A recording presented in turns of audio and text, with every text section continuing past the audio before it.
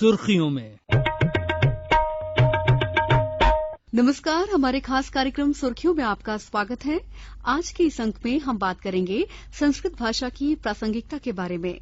इस विषय पर चर्चा करने के लिए हमारे साथ स्टूडियो में मौजूद हैं प्रोफेसर जे भानुमूर्ति। आप केंद्रीय संस्कृत विश्वविद्यालय भोपाल कैंपस में निदेशक हैं। हमारे साथ स्टूडियो में एक और मेहमान हैं प्रोफेसर सुबोध शर्मा। आप एचओडी हैं व्याकरण विभाग, केंद्रीय संस्कृत विश्वविद्यालय भोपाल में। आप दोनों का बहुत बहुत स्वागत है कार्यक्रम में। धन्यवाद। केंद्रीय संस्कृत विश्वविद्यालय का भोपाल परिसर शिक्षा मंत्रालय भारत सरकार द्वारा संचालित है। केंद्रीय विश्वविद्यालय के सभी परिसर प्राचीन भारतीय शास्त्रीय धरोहर को सहेजने के साथ वर्तमान समय में संस्कृत भाषा को संरक्षित और पोषित करने की भूमिका निभा रहे हैं। एक बार फिर आप दोनों का बहुत स्वागत है। कार्यक्रम को आगे बढ़ाते हैं, शुरुआत करते हैं कार्यक्रम की। पहला सवाल प्रोफेसर जे भानुमूर्ति आपसे है। सर, वर्तमान समय में संस्कृत शास्त्रों की उपयोगिता किस प्रकार है? संस्कृत भाषा मात्र नहीं है, अनेक शास्त्रों का भंडार है, ज्ञान का भंडार है, जिसके कारण से इसमें जो अनुपलब्ध विषय कोई भी नहीं है। आधुनिक समय में जो आपका आयुर्विज्ञान है और उसके बाद अर्थशास्त्र है, राजनीति शास्त्र है, सभी प्रकार का शास्त्र है। उसके अलावा फिजिक्स, केमिस्ट्री जैसे आधुनिक जो विषयों को हम लोग मानते हैं वो भी संस्कृत में उपलब्ध हैं, वाणिज्य उपलब्ध है। ये ज्यादातर लोगों का चिंतन है संस्कृत का मतलब एक भाषा मात्र है। जी। दूसरा, ये भाषा न केवल भारत की, संसार के, ब्रह्मांड के जितने भी भाषाएं हैं, पशु पक्षी आदियों को भी, उन सबकी भी मूल भाषा है। जी। इसका मूल आधार हमारे पास ऋग्वेद में एक मंत्र है, देवीं वाचम अजनयंत देवाः तां विश्वरूपाः पशवो वदन्ति, कहा गया। जी। और उसके बाद संस्कृत भाषा केवल सभी का भाषा है और उसके बाद हमारा भाग्य से हम लोगों को देवताओं ने जो निर्माण किया था वो भाषा हम लोगों को विशेष रूप से भारत में उपलब्ध है। संस्कृतं नाम दैवी वाक् अन्वाख्याता महर्षिभिः, कहा गया है। महर्षि लोगों ने हम पर कृपा करके संस्कृत भाषा को हम लोगों को उपलब्ध कराए हैं। आज भारत में 3 दैवी संबद्ध गकार का आदि का 3 चीज हैं। एक गैरवाणी है जिसको हम लोग संस्कृत कहते हैं जी। दूसरा गाय है, गौ हो जी। तीसरा गंगा है। हमने ये तीनों को भी दूषित कर दिया है जी। ये संभवतः 1835 में जो अंग्रेज सरकार ने ये सोचा कि संस्कृत भाषा, भारतीय संस्कृति उज्जीवित रहेगी तो हम लोग यहाँ राज्य ज्यादा दिन नहीं कर पाएंगे, इसीलिए उन लोगों ने संस्कृत भाषा को पाठ्यक्रम में अध्ययन अध्यापन से हटाकर अंग्रेजी संस्कृति के पाठ्यक्रम को निर्माए और हम लोगों से वंचित किए। प्रायशः 6 पीढ़ियां इससे पीड़ित हो गए हैं। अभी जो 1947 में भारत को जो आजादी मिली है जी। उसके बाद भी जितना अपेक्षित है उतना प्रोत्साहन नहीं मिला है। और इस वर्ष 75वां साल होने के नाते आजादी का अमृत महोत्सव यहाँ हो रहा है और विशेष रूप से कहना है कि हमारा जो पहले राष्ट्रीय संस्कृत संस्थान नाम से प्रसिद्ध था वो अभी केंद्रीय संस्कृत विश्वविद्यालय के रूप में परिणत हो गया है। आपका लोकसभा के द्वारा पारित हुई है और संस्कृत के प्रति आधुनिक अभी जो सरकार है वो विशेष ध्यान दे रहे हैं, ऐसा मुझे लग रहा है। और ये जो भारत में सब जगह कम से कम जो नई शिक्षा नीति बन रही है उसमें संस्कृत को बचपन से मतलब जो शिशु अवस्था एलकेजी आदि से शुरू करना है, क्योंकि हम लोग अभी हो गए हैं परप्रत्यय नेय बुद्धि। हम लोग दूसरों पर हम भरोसा कर रहे हैं। पहले हम लोग स्वतः प्रमाण थे, अब तो परतः प्रमाण हो गया है, जिसके कारण से जैसे लंदन में ब्रिटिश जो उसमें संस्कृत भाषा को 30 साल के बच्चों से शुरू करके संस्कृत माध्यम से वहां पढ़ाया जा रहा है। यूनाइटेड स्टेट्स में, अमेरिका में, जी, वहां भी लोगों का ये मानना है भारत में रहने वाले सभी संस्कृत जानते हैं। जी। ये बात पिछले 20 साल पहले एक संत भारतीय विद्या भवन के द्वारा हार्वर्ड यूनिवर्सिटी में गए थे। वहां लोगों ने उनसे जिद किया है, आप सब लोग भारत में रहने वाले संस्कृत जानते हैं, हम संस्कृत सुनना चाहते हैं।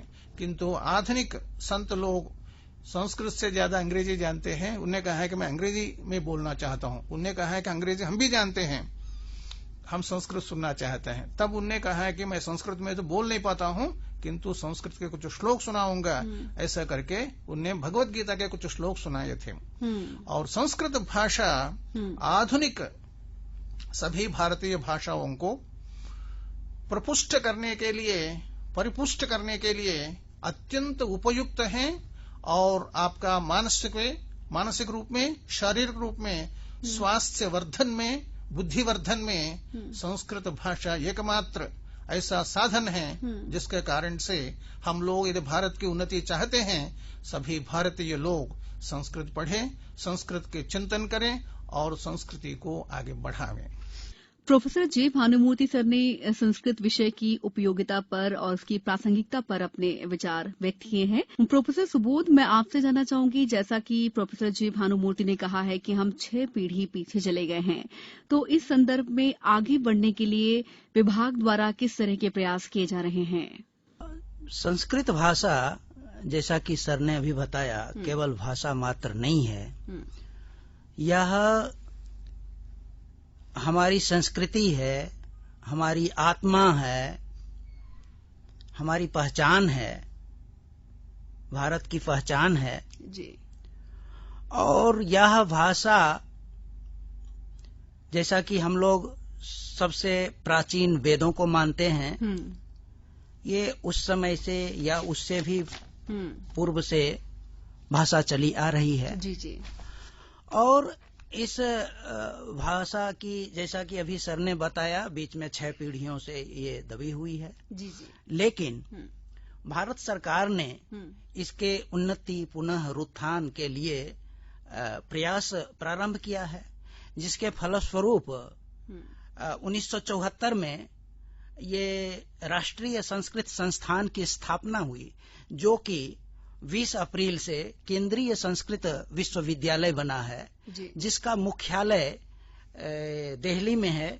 और यह विश्वविद्यालय बनने से पहले और इसके बाद यह एक अनोखे तरह की संस्था है। इसके 11 परिसर पूरे भारतवर्ष में जहां तहां फैले हुए हैं।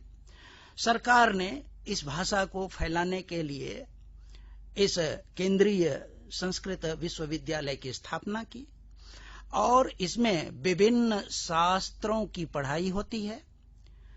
और उस शास्त्र के साथ साथ हमारे शास्त्रों में जो निहित तत्व हैं, नाट्य तत्व, नाटक तत्व, उस सब को उजागर करने के लिए हमारे केंद्रीय संस्कृत विश्वविद्यालय के मुख्यालय से निर्धारित किया गया है कि यहाँ पर कुछ प्रतियोगिताएं हो, कुछ इसका अध्ययन तो सभी परिसरों में होता ही है। और उस प्रतियोगिता के क्रम में 2 तरह की प्रतियोगिताएं आयोजित की जाती है पूरे भारतवर्ष में प्रत्येक वर्ष। कोरोना के कारण एक वर्ष थोड़ा ऑनलाइन हुआ था।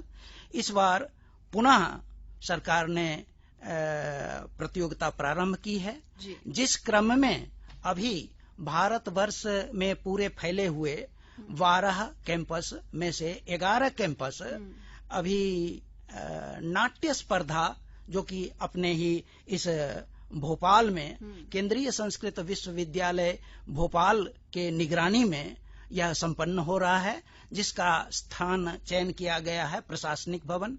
इसमें प्रायः 11 नाटकों का मंचन होगा। और सबसे बड़ी बात यह है कि अभी हम आजादी के, स्वतंत्रता के, ये आजादी के अवसर पर अमृत महोत्सव मना रहे हैं।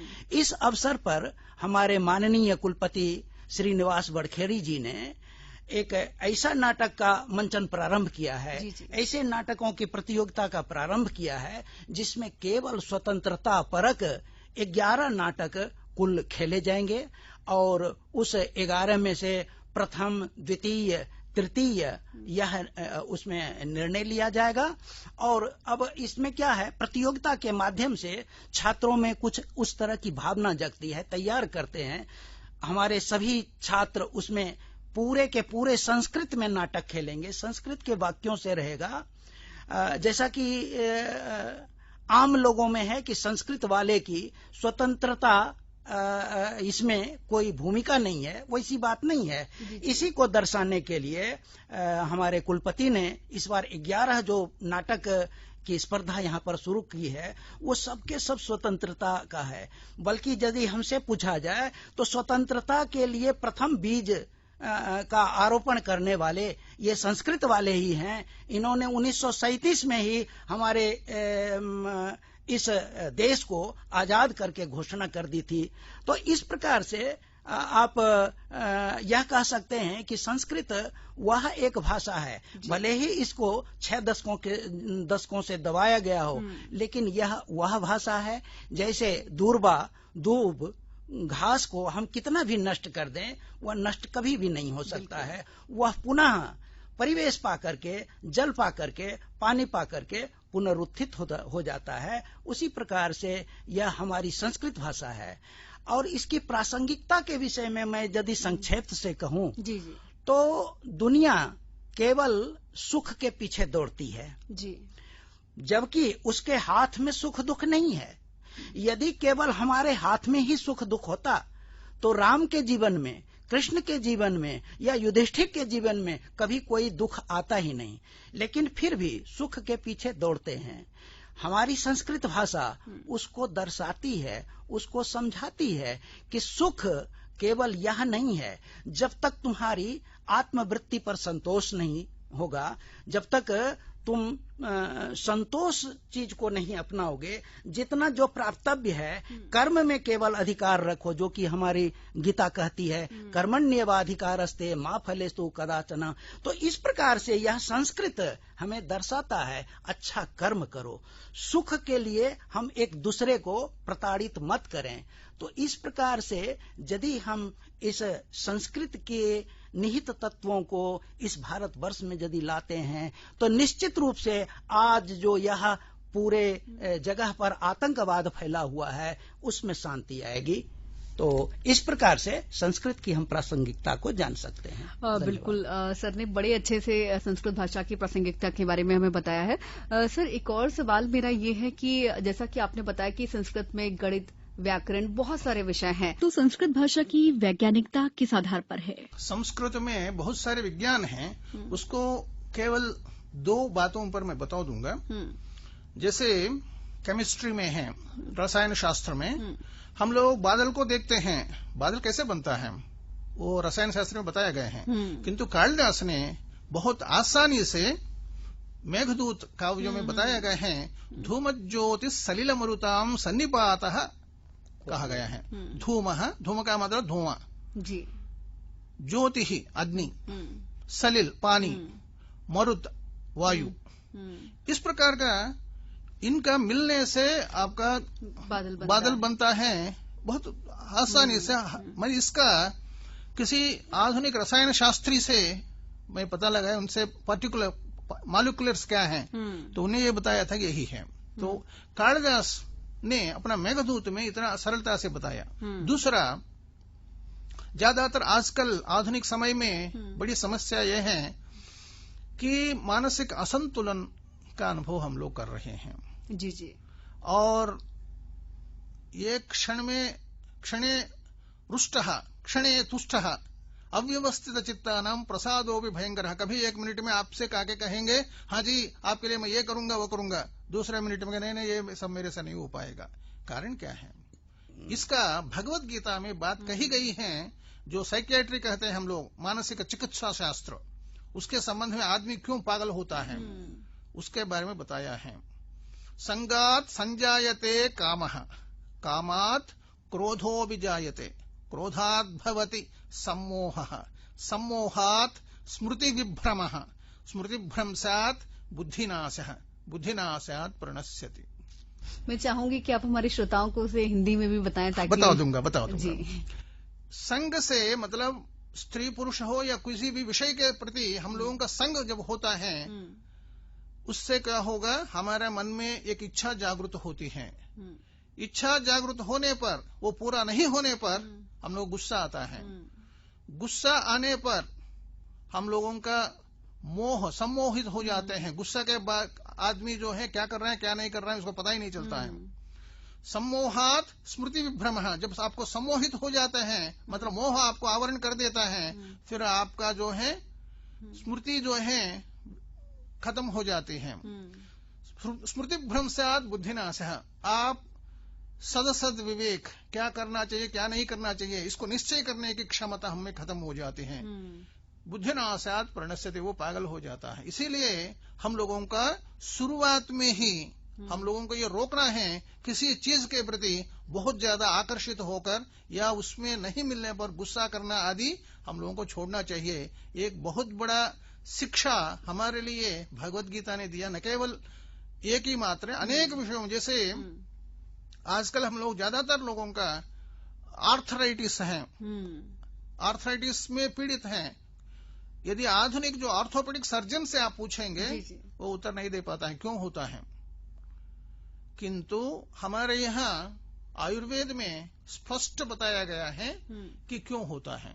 वायु विकार से 80 प्रकार के बीमारी होती हैं और पित्त से 40 प्रकार के होते हैं, कफ से 20 प्रकार के होते हैं। इसके संबंध में माधव आचार्य ने माधव निदानम करके लिखा है जिसमें डायग्नोसिस पूरा बताया गया है। इस प्रकार आयुर्वेदिक में जो हम लोग दवाइयां देते हैं किसी के लिए भी, शारीरिक मानसिक बीमारियों को भी, उसमें किसी प्रकार का साइड इफेक्ट्स नहीं है। मतलब उसका कोई विकार पैदा नहीं होता है और मूलतः निकाल देता है। इस प्रकार का मेरा जीवन में कई ऐसे संदर्भ हैं जिसमें मैं आयुर्वेद में ही, आयुर्वेद का दवाइयां ही लेता हूं, एलोपैथी का किसी भी हालत में नहीं लेता हूं। और मैं कई लोगों को कुछ दवाइयां भी दी हैं, उसमें सफलता मिली है। इस प्रकार आपका संस्कृत में बहुत सारे विज्ञान हैं, अर्थशास्त्र है। आज भी जर्मनी में कौटिल्य का अर्थशास्त्र पर अनुसंधान हो रहा है और आपका जो वेद मंत्र है वो सुनने मात्र से आपका मानसिक प्रशमन होगा, मन में इतना शांति होगी और आपका संस्कृत अर्थ जाने न जाने किंतु केवल श्रवण मात्र से आपको आंतरिक सुख मिलता है। तो जिसका बारे में आपको मैं बता दूं कि जयदेव ने एक गीत गोविंद लिखा है, इतना सुंदर काव्य है। यदि हरिस्मरणे सरसम मनो, यदि विलास कलासु कुतूहलम, ऐसा मतलब उन्हें बताया है। अष्टपदियां जो हैं बहुत सुंदर हैं, अनपढ़ भी उसको पसंद करता है जी।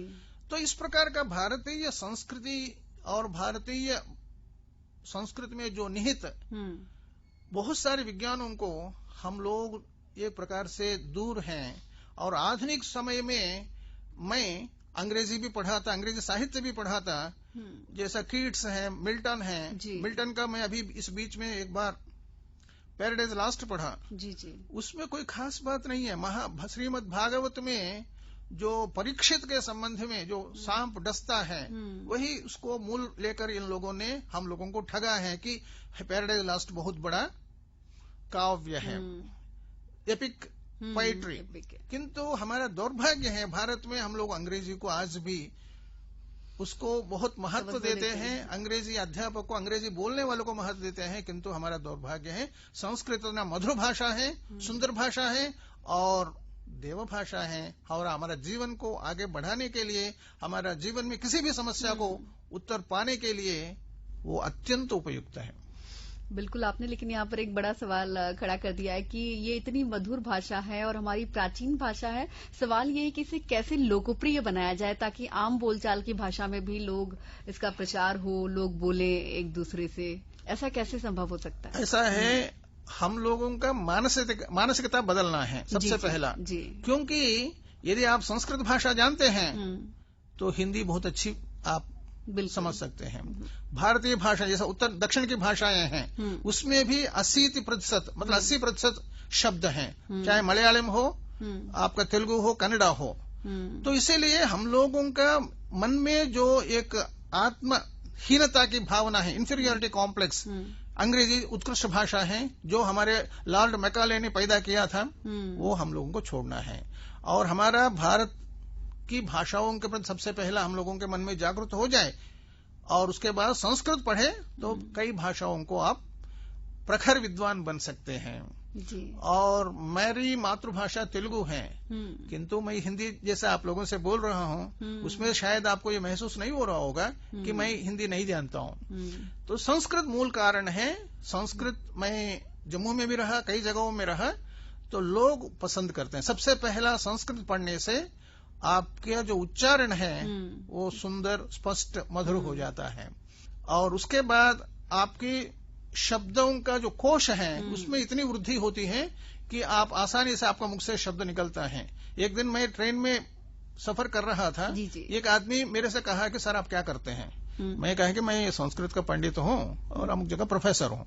अच्छा, इसीलिए आप जो है हिंदी को इतना धड़ाधड़ बोलते हैं और हम लोग सोचते रहते हैं कि इस प्रकार का शब्द प्रयोग करना है, किंतु आपको मुख से तो आसानी से निकल रहे हैं। इसका मतलब है संस्कृत भाषा ही एक ऐसी भाषा है, चाहे आपको अंग्रेजी भी सीखना है, अंग्रेजी में प्रखरता पाना है तो संस्कृत पढ़ेंगे तो वो बहुत आसानी से अंग्रेजी में भी महारथित्व प्राप्त कर सकते हैं, महारथी हो जाएंगे, महारथी होंगे।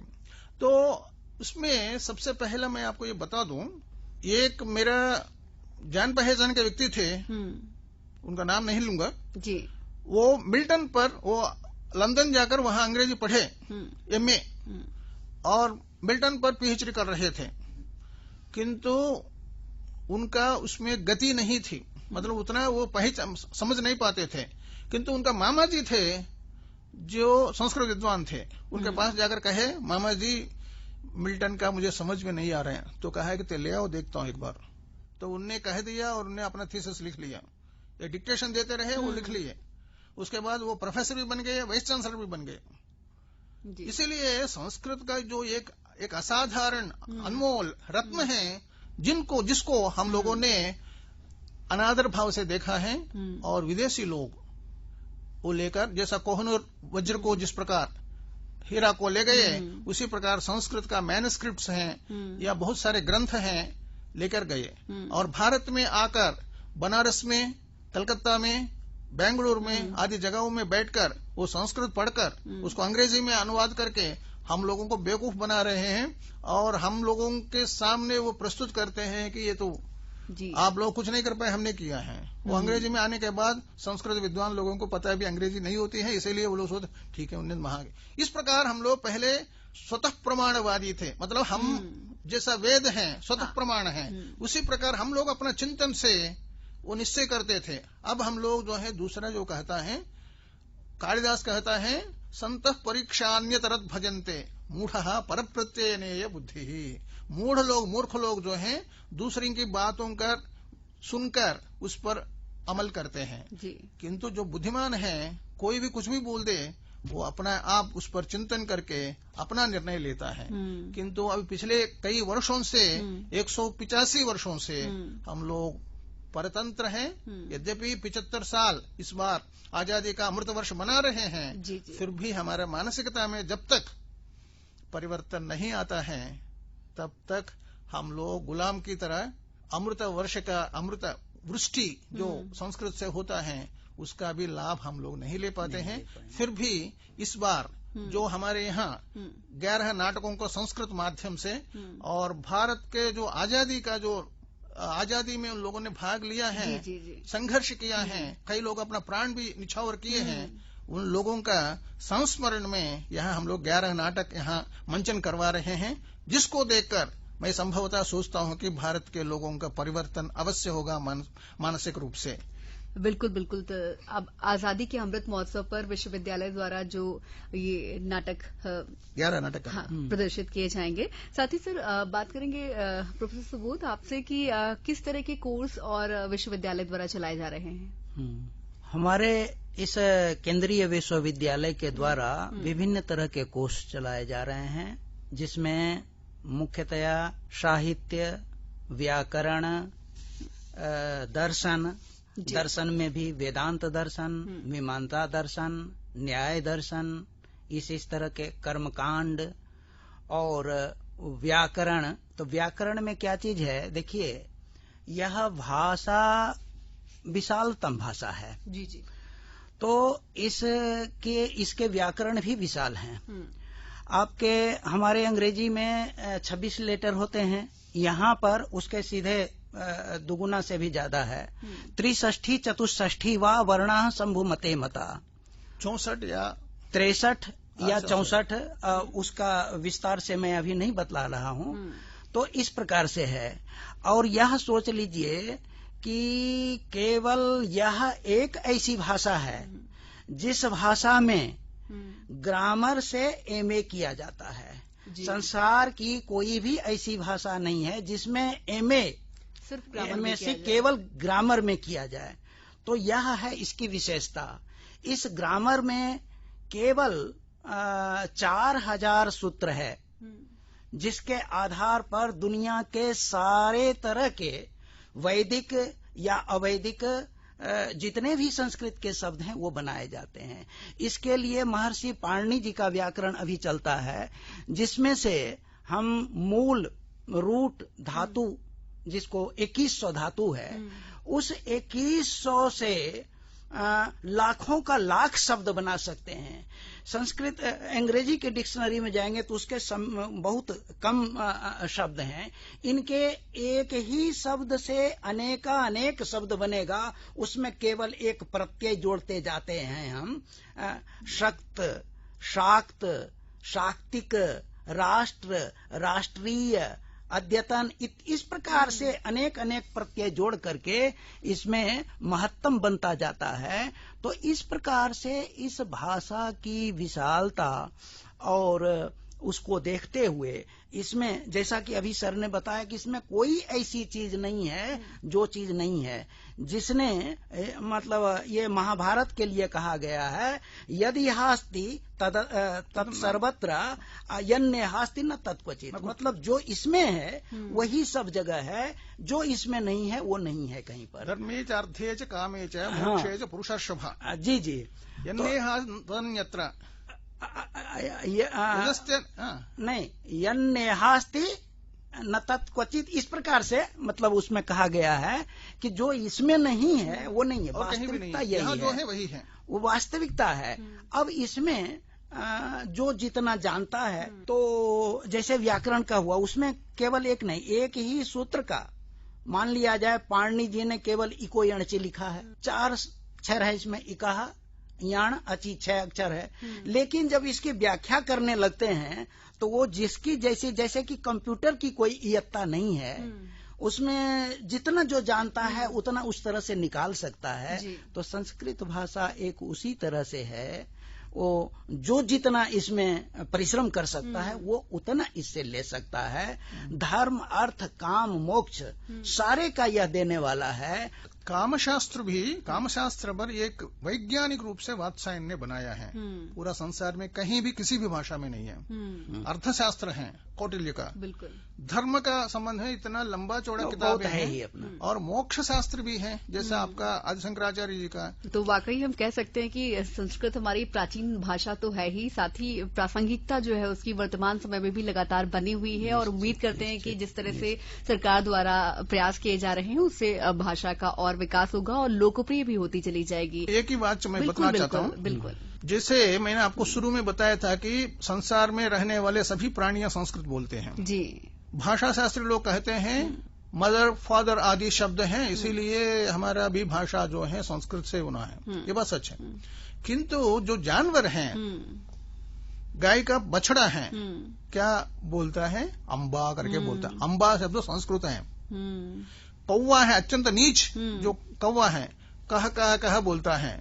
इसीलिए यदि हम लोग संस्कृत को अनादर करेंगे, संस्कृत नहीं सीखेंगे, कौवा से भी पशुओं से भी हम नीचे हो जाएंगे। इसीलिए हम लोग पशु नहीं बनना है, ये वो नहीं बनना है। इसलिए संस्कृत सबको सीखना है। धन्यवाद। आप दोनों चर्चा में शामिल हुए, बहुत बहुत शुक्रिया सर। Thank you. और इसी के साथ कार्यक्रम सुर्खियों में फिलहाल इतना ही। अगले सप्ताह फिर होगी आपसे मुलाकात इसी दिन इसी समय पर। तब तक के लिए नमस्कार। सुर्खियों में